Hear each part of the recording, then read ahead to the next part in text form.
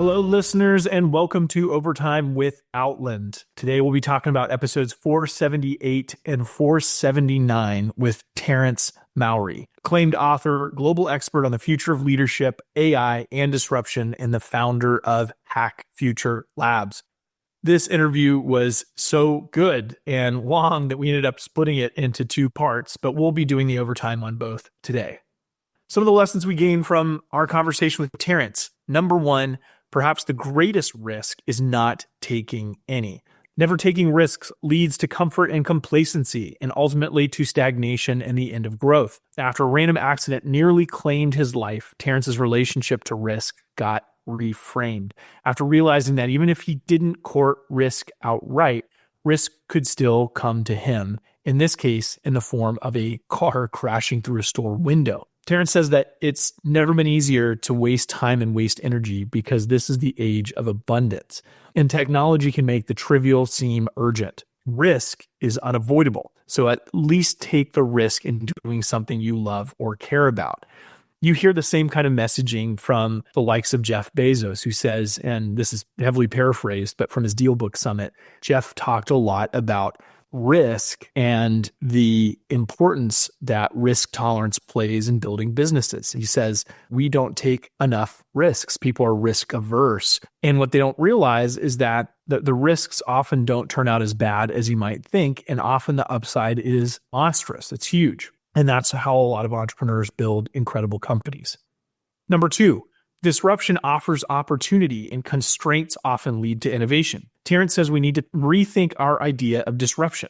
It's not just big macro factors like new technology or global events. Disruption can happen on a very personal level, a family death, a sudden career move. In all cases, it's a chance to find a new way of doing things, a way that most likely you wouldn't seek out if you weren't forced into it by circumstance. We also discuss how, in fact, as technology becomes more and more a disruptor, in-person and face-to-face interactions are now becoming a disruptor to the disruptor. Personal human social skills are always going to have the edge. I think a little bit about this with even my wife. When she was building her field hockey practice in the beginning, she started with 25 girls with Texas Pride field hockey. And really, it scaled quite a bit before this. But once we had our first newborn son, Aiden, and she was forced to step back and give up some of the control of building the business is when it really took off. And when I say really took off, it grew more than she thought or could have imagined when she removed herself from a lot of the aspects of the business. So that was an example of a disruption on a personal level, making a really positive shift in business. Number three, know your batting average. Terence and I also discuss how to put failure and rejection into a different focus. If a baseball player gets a hit 20% or 30% of the time, that is a great batting average. But in our own lives, if we only succeed at the things we try 20 or 30% of the time, we see that as failure. Why? Just as a strikeout makes a batter smarter and more intuitive for their next at-bat, so do failures or rejections. Terence says we must recognize that anything worthwhile in life requires resiliency, persistence, and grit. And that's been painful. But if you're not hurting, you're not growing. And finally, Terence explains how nowadays attention is one of the rarest and purest forms of leadership capital.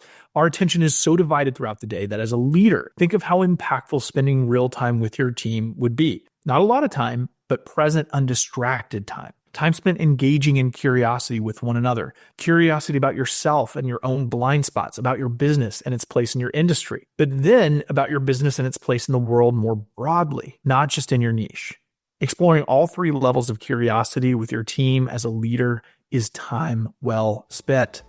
For these insights and so many more, check out episodes 478 and 479 with Terence Mauri.